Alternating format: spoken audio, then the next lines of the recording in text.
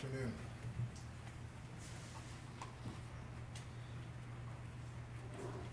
Okay, so I guess my role as the lead speaker is to set the stage, and so personally I like to sort of set the stage geographically. So let's look at what we're talking about here. We're going to be focused on the prairie ecozone of Canada, which is the yellow zone there is the prairie ecozone of Canada, and according to our National Ecological Land Classification, the prairie ecozone is divided into a number of ecoregions, and so here in Saskatoon we're in the moist mixed grassland. The moister part is the aspen parkland, drier part is the mixed grassland ecoregion, and then we have these montane ecoregions, the foothills fescue and the cypress upland. I'm cheating a little bit. This pink color here is the tall grass prairie, which is not part of the National Ecological Land Classification. I wish it had been, but so I found a good map of the tall grass prairie to superimpose on top of that. So those ecoregions, of course, are driven 99% by climate, and so here's a map of the climatic moisture index for the prairie ecozone, and this is precipitation minus potential evapotranspiration. And so we can see that the mixed grassland is associated with the driest climates, and then those other ecoregions are in progressively moister climates, and then beyond the boundaries we get into forest where the climate is moist enough to support forest. So rough boundaries here in terms of this climatic moisture index. If we have positive numbers for the CMI, we're in the forest, 0 to minus 175 aspen parkland, and so on down to the drier mixed grassland ecoregion. So here's just a couple of pictures. Here's aspen parkland, the typical mosaic of aspen groves, and at least in our part of the aspen parkland, fescue prairie is the potential grassland community. Moist mixed grassland, still a productive grassland, but with a lot less tree cover, and then our driest mixed grassland ecoregion, and species composition changes accordingly. Here's the cypress upland, and of course this is a montane ecosystem resulting from altitude.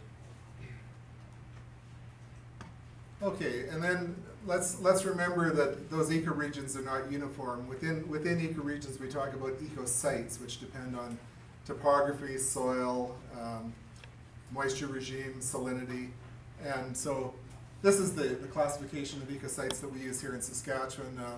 It's pretty similar to the Alberta classification with some differences, and Manitoba, they don't quite have one yet, and we're kind of working on that, but I think it'll look sort of similar to this eventually. And so I'll just run through a few. Oh, here's our map of ecosites for Saskatchewan, for the prairie ecozone part of Saskatchewan. And one thing I want to point out is that predominant brown color. Okay, so the most widespread ecosite in our grassland is what we call the loam ecosite. So well-drained uplands with loamy textured soils accounts for 40 or 50% of our grassland, and I think probably Alberta's a little higher in salinity, or the burnouts, I guess, vary, but that's right. pretty high in loamy too, I'm sure. Right? Yeah. So I'll just a few pictures just to get at this idea of ecosite variation. So these are all in the mixed grassland ecoregion, so a dry climate basically. And here's our loam ecosite, and a lot of our loam ecosite is on these rolling morainal deposits, so that you see rocks and you see fine soil between the rocks, and you usually wind up with a loamy texture, soil texture. Here's our sand ecosite. Often they're glacial fluvial plains with sand material, and I'm trying to show the differences in species composition. So needle and thread and northern wheatgrass on the loam, needle and thread and sandgrass on the sand. Here's our clay ecosite, which is it's kind of a museum piece. There's virtually all of it's wheat fields now, but there's a little bit of clay ecosite in a few places, and often dominated by wheatgrasses. Dunes ecosite, needle and thread and sandgrass, and in the drier parts we've got sagebrush there. Thin ecosite is these steep slopes, and they're called thin because you have high natural rates of soil erosion, and so the soil profile is often sort of truncated by constant soil removal. And then in the background is our Badlands ecosite, which we see in quite a few places in the south, basically very sparsely vegetated grasslands. Solonetsik, or they call it burnout range site in Alberta, we've got a lot of these high sodium soils, and so they tend to develop this dense hard pan layer, and often you get these eroded pits in it. That's where the name burnout comes from. And then some of our moisture ecosites. So here we have a stream floodplain, call this overflow ecosite, and in the south it's often sagebrush. And then progressively wetter. Here's a wet meadow with sedges and narrow reedgrass. So I just like to keep in mind that whole, kind of the geographic range of grasslands that are out there. That's what we're talking about. I guess the big question in a conference about status and trends is what are the threats to our native prairie, and so I'll go through each of these and try to talk a little bit about them. Clearly, agricultural conversion is by far, I would say, the biggest threat to our native prairie. And how much have we lost already? Well, here's a nice map that was put together by the Nature Conservancy. Riley et al. Was 2007, I think, was the publication. Yeah.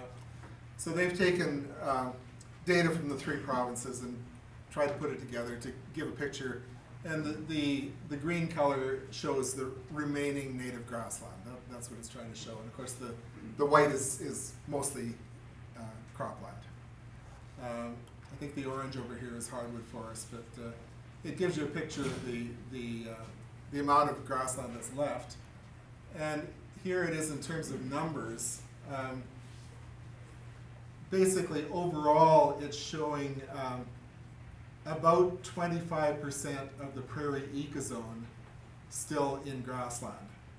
And of course it varies quite a bit among ecoregions, with the mixed grassland having a much higher percentage, 41%, compared to the moist mixed and the aspen parkland.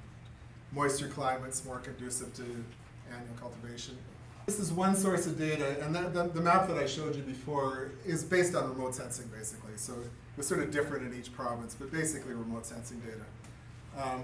So how do we know how good that is? Obviously, there's sources of error and so on.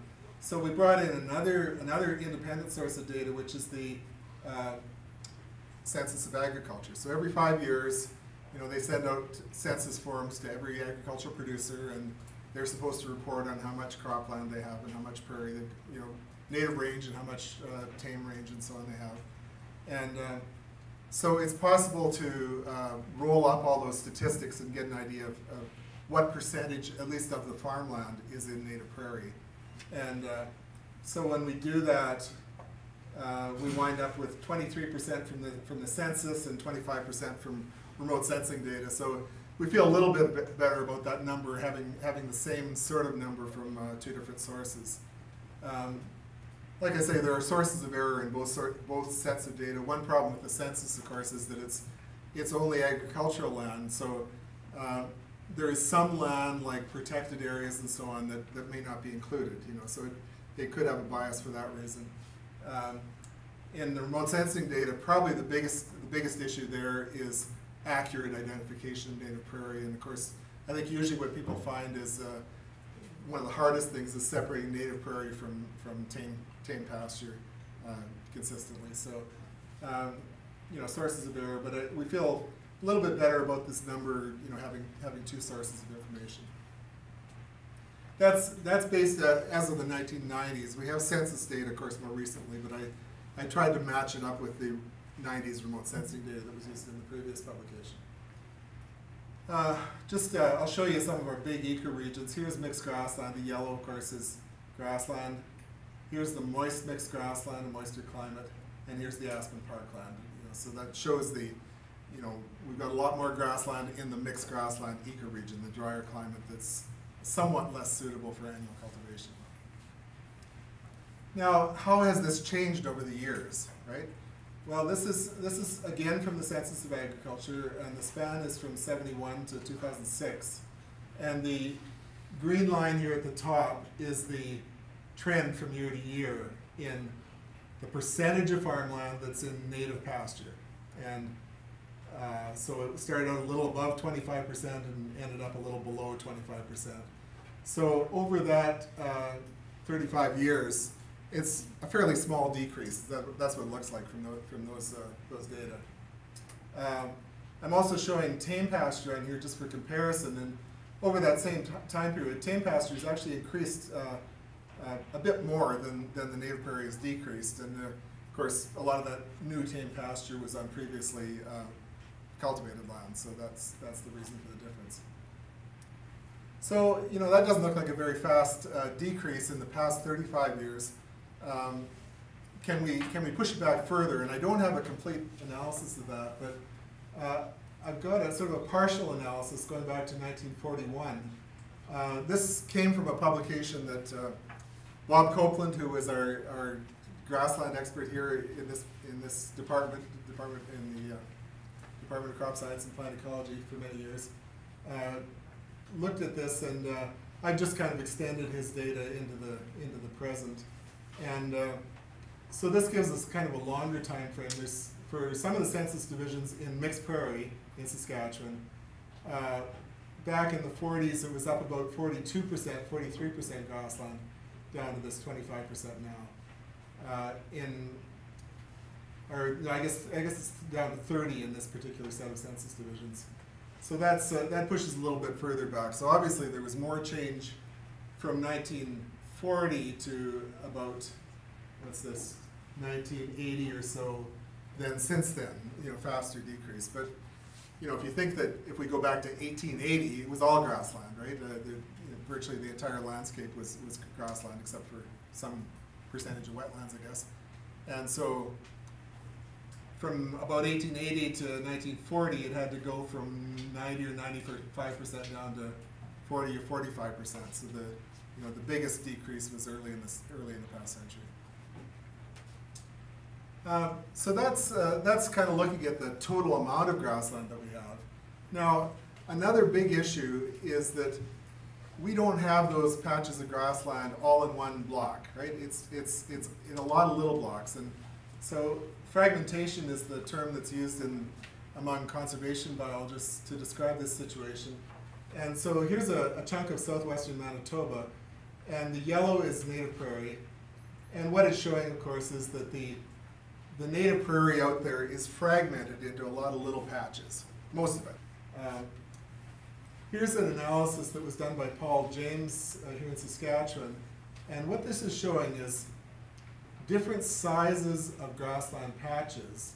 So starting from the ones that are less than 10 hectares up to the ones that are more than 1,000 hectares. And basically what it's showing is that, you know, by far most grassland patches are little ones, right? And there's only a few big ones, you know, so that's this concept of fragmentation. Why is this important? Well, if you're interested in conservation, there's lots of research out there showing that those big patches of grassland provide habitats that the little patches don't provide. You know, some critters need a big patch of grassland, and so it's actually a major conservation issue. Now here's another topic which is increasing, and I hope everybody can see the little white lines here, but this would be native prairie, one of those big patches. This is actually on the edge of the Great Sandhills. Well, it is native prairie, but I guess the point I'm making is, before we had all this oil and gas development, this would have been a ranch. It still is a ranch, you know. And one of the nice things about ranching as a land use is it doesn't require many roads, right? Often you've got kind of one major road to the yard site, and then some little trails out to fields and so on. So the road density tends to be low in a ranching land use. Okay, here's gas development.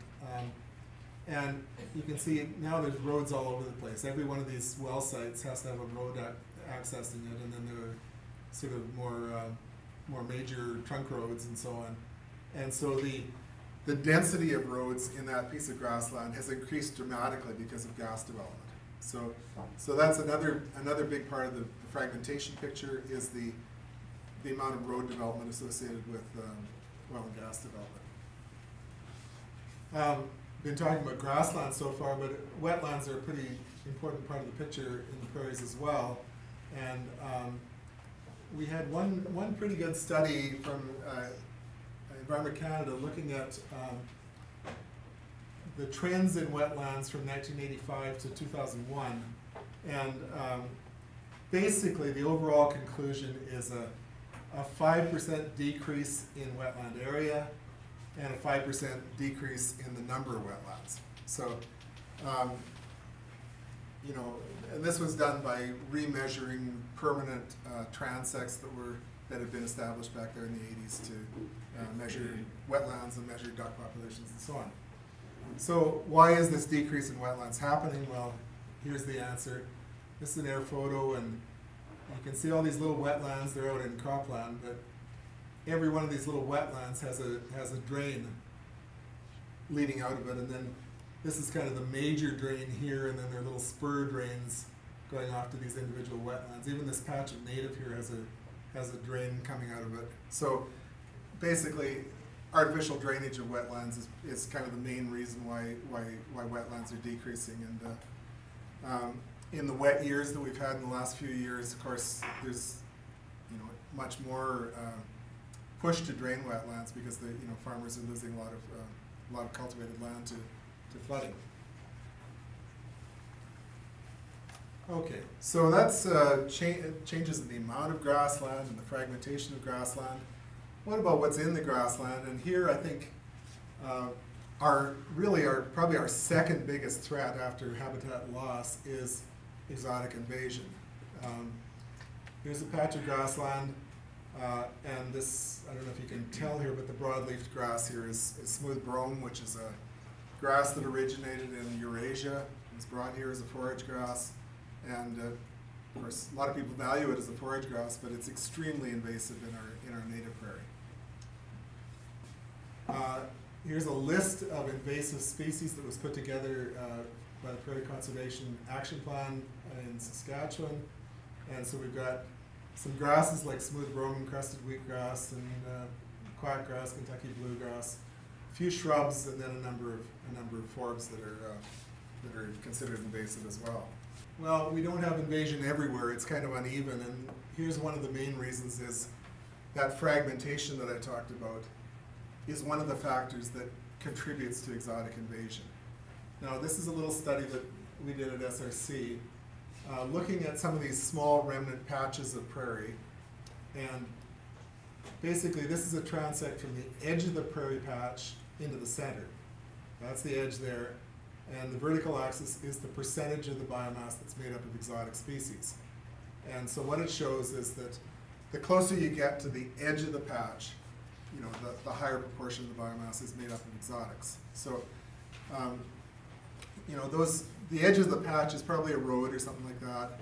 Roads are conduits for exotic species. When you look at a ditch anywhere in Saskatchewan, it's probably got smooth brome growing in it. So that road network out there is sort of like a super highway for smooth brome and other exotics to spread.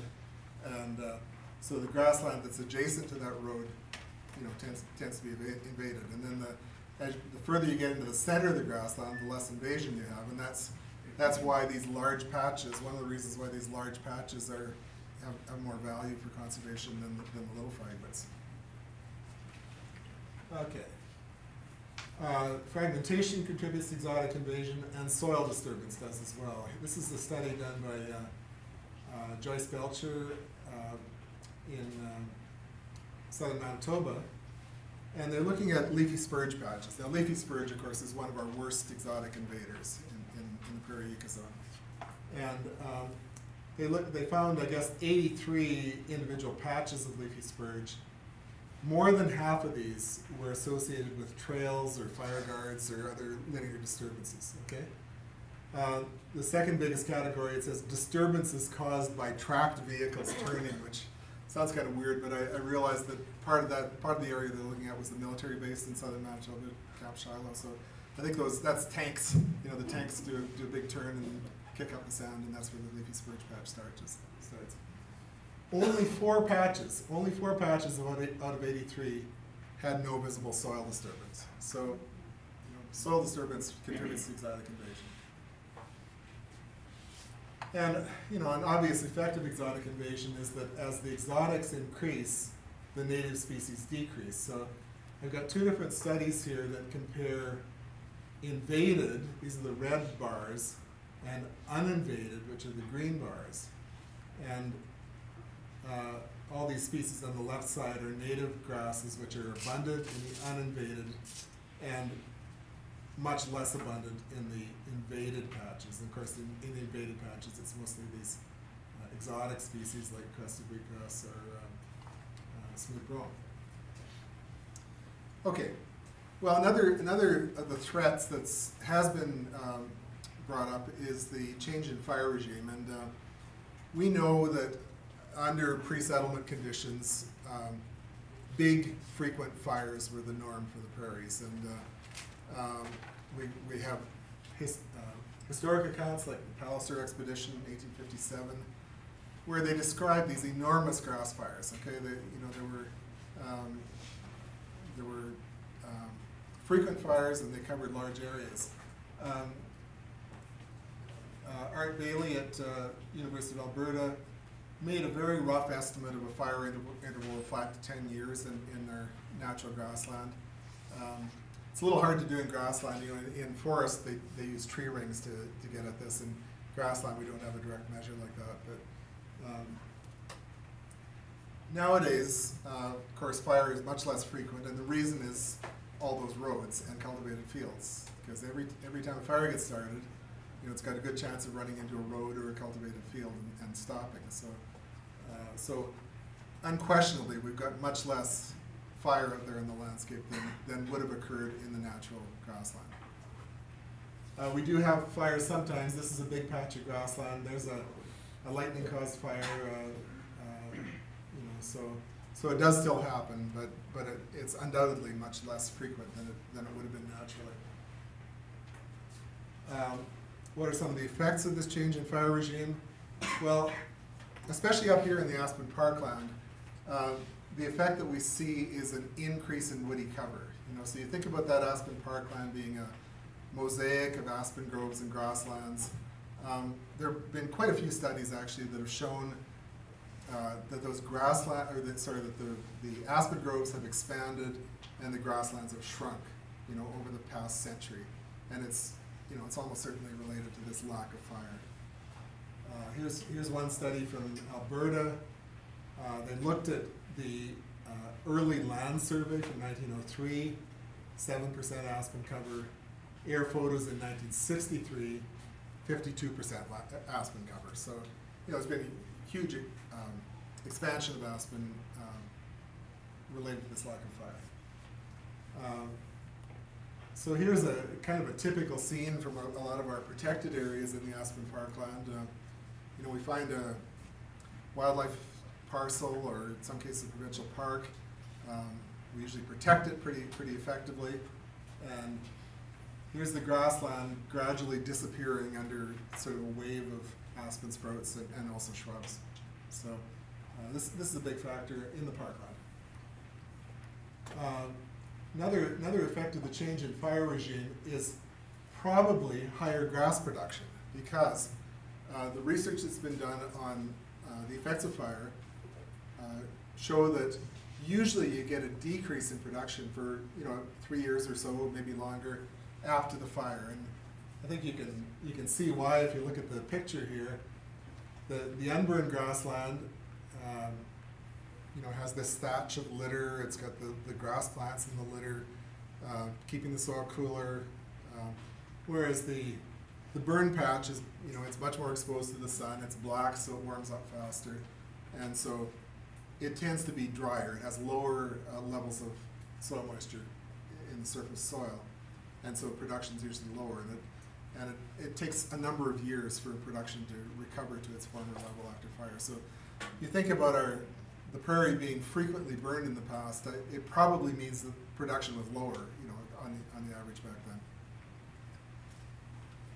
Okay, livestock grazing, and I've got a question mark here. It's often one of the ones that's listed as a threat to prairie. Should we even think of it as a threat? This whole system evolved with bison grazing. And it's not as though we can assume that cattle grazing is heavy and bison grazing was light, because that's not true. There's lots of evidence showing that, at least in places, bison grazing was pretty heavy. There's I guess a big area of the central states that originally they thought was shortgrass prairie. It was blue grama, and then when the bison were extirpated, it recovered to mixed prairie, so basically the average level of bison grazing was heavy enough to control the composition of the grassland. So the natural grazing regime was probably pretty heavy in places. I think the biggest difference between the modern situation and the pre-settlement situation is spatial pattern. Bison grazing was patchy, both in time and in place, right? The herd came through, and just devastated an area and then moved on, and maybe it took a slightly different path next year and so on. So I think you had patches of heavy impact and patches of light impact, whereas our modern style of grazing, where we confine animals with fences and so on, tends to be much more uniform in its impact. Now, this is a kind of a neat graph to which I owe Barry Adams, thanks, showing that the recommended stocking rates on grazing land are actually more conservative now than they were in the early days. And the vertical axis here is acres per animal unit. So basically the higher numbers mean more land per cow or lighter grazing impact, right? So in the early days of, this is in southeastern Alberta, but mixed grassland, in the early days they were, I guess, over-optimistic about how many cattle they could run on this land, and so there was some extremely heavy grazing practiced, and then as the years went on, they saw some pretty bad results, and then there was more science about sustainable grazing practices. And through the years, the recommended stocking rate provided by government folks has changed dramatically to a much more conservative situation nowadays. So if you think about livestock grazing as a threat in a sense, it's a threat which we've controlled to a very substantial extent by developing good grazing recommendations. So, okay, here's another way of getting at this question is range health assessments. I don't know if you've been exposed to this technique that was developed in Alberta, and we've got a similar technique in Saskatchewan. But basically, this is a large number of range health assessments from Alberta, about more than 7,000 of them. And some of them came out healthy, some of them came out healthy with problems, some of them came out unhealthy. Overall, about 8% of them came out in that unhealthy class. So I guess that's one kind of indicator of how much of the grazing out there is what we would consider a threat to grasslands, and some small percentage. Another thing that's interesting about this is we look at the scores, and 10, 14, 20% unhealthy in the parkland and the foothills fescue.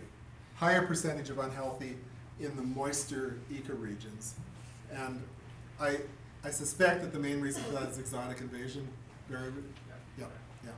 Higher rates of exotic invasion in the moister ecoregions. Down here in the mixed grassland and the dry mixed grassland tends to be more natural, and so it comes out healthier. Okay, here's another one, urban encroachment. This is my colleague Bob Godwin out doing vegetation sampling with people watching from their backyards, basically. So this is Saskatoon Natural Grassland is a little urban prairie preserve. It's only a couple of miles from here. It was slated for development, and turns out there was a bit of grassland there, and so people got together and mounted a bit of a campaign. The slogan was "Rescue the Fescue," because there was some fescue grassland there. So they put aside, I think it's 13 hectares or something like that, a small patch. It's a nice place though, and of course now it's got houses all around it. How significant is this? I don't know. How often do we run into this situation where we've got grassland right adjacent to urban development? I'm not sure how important this is. But another major factor here is this idea of ex-urban development. The idea of ex-urban development is we've got urban development, which is high density. We've got rural areas, which are low density. and ex-urban is somewhere in between. So basically it's that zone around every city where there are acreages and small rural residences. In the U.S., it's increasingly being considered a major problem in terms of the amount of grasslands being affected. From 1950 to 1970, increased by 170%, by 90% from 70 to 2000. And lots of research, and here's an interesting study from Colorado showing that if you think of three classes of land use, you've got protected areas like national parks, for example, you've got large ranches, and then you've got this ex-urban development, small rural residential development.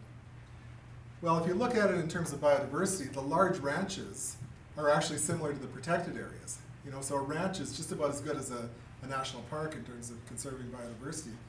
Whereas these areas that are divided up into rural residences have a number of negatives about them that are, you know, bad for biodiversity. For example, higher population of dogs and cats. Why is that a problem? It's amazing how many birds get preyed on by domestic cats. You know, so. And then you look at the birds, things like magpies and starlings that are well adapted to human settlement are much more common in these ex-urban developments. Whereas some of the species of conservation concern are less common. Okay, I've got to show this picture here. This is just east of Saskatoon. First question I should ask is, does anybody live here before I say any more about it? Say it again. Yeah. Okay, and I can't really point any fingers because I personally live on an acreage too, you know, so everybody wants to, right? So, but this is out east of Saskatoon. It's where the highway kind of rises up over the Strawberry Hills, and you can see that on the flat land on either side it's cultivated, but there's this belt of hummocky moraine north-south that it was too rough for cultivation, you know, so that's why it stayed in natural vegetation, aspen parkland with pesky prairie. And so, you know, when people were looking for housing development, okay, how many people want to live in this wheat field compared to how many people want to live in this nice patch of aspen parkland, right? So that's where the housing development is on this stretch of aspen parkland, and it's, you know, it'd be a nice place to live. I'd like to live there, but you know, at the same time, that's one of the things that's happening to some of our remaining grassland. I'm sure you could find examples like this around any major city in the Canadian prairies. The result of all these things, we've talked about cultivation and fragmentation, exotic invasion, changes in fire regime, urban expansion, and so on. Here's a good indicator. There's a set of bird species that they refer to as grassland birds. We have this breeding bird survey that's gone on for decades, pretty good source of data. And overall, grassland birds have been declining. What's the time span here? 1970, I think, down to the present. You know, persistent long-term decline in grassland birds, and I expect the same could be shown for other types of biodiversity. So I think there's a presentation tomorrow about biodiversity, I believe, and so that's that leads into that, I guess. So, okay, thank you.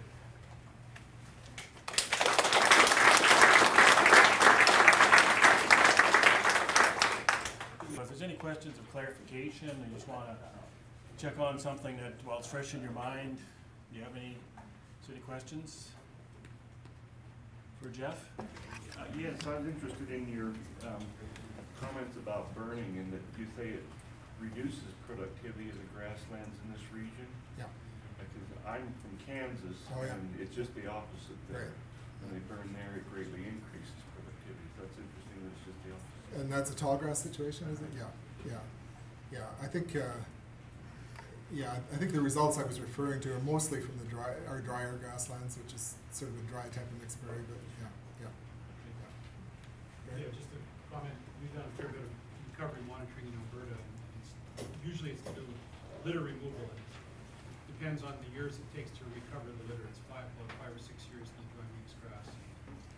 Shorter time than the grass. Yeah. So the moister the climate, the more, I guess the less impact. So, yeah. Question. Do you think that the same trend from burning would be evident in something like species richness, or, you know, because sometimes if you say productivity falls, people forget that maybe productivity falls but diversity goes up. Do you think there might be a compensating factor there? Yeah, well, I mean, like the longer it goes unburned, the more it tends to be dominated by a few taller grasses. You know, so you know, I think there are probably lots of situations where burning increases diversity in the sense that you've got niches opened up for some of these small, you know, forbs and smaller grasses and so on, and annuals, I guess. You know, so. Is there any work on that in Saskatchewan that you know of? I'm not sure. I haven't seen it, I guess, but there may be. Oh, Barry? Just, you know, your comments on fragmentation, Jeff, I mean, I think that's where our kind of anxiety about the future is for Alberta grasslands, especially with our industrial load that we have on the landscape. In the land use framework, that's one place where, unfortunately, a lot of this analysis hasn't seen the light of day yet. But it's one place where we're starting to look at actually using cumulative effects metrics to get a handle on this. And just complementary to what you showed, one thing that stuck in my mind was looking at we call it the dry mixed grass and the mixed grass, which would be your mixed grass and noise, same thing. Yep. We, that grassland, most range site types were, at the present time, if we looked at all infrastructure, pipelines, well sites, and things that we have records for, the current edge density is at about 1 to 2 kilometers per square kilometer. And if we continue on at business as usual for 50 years, then almost everything is in the 3, 4, and 5 kilometers per square kilometer range.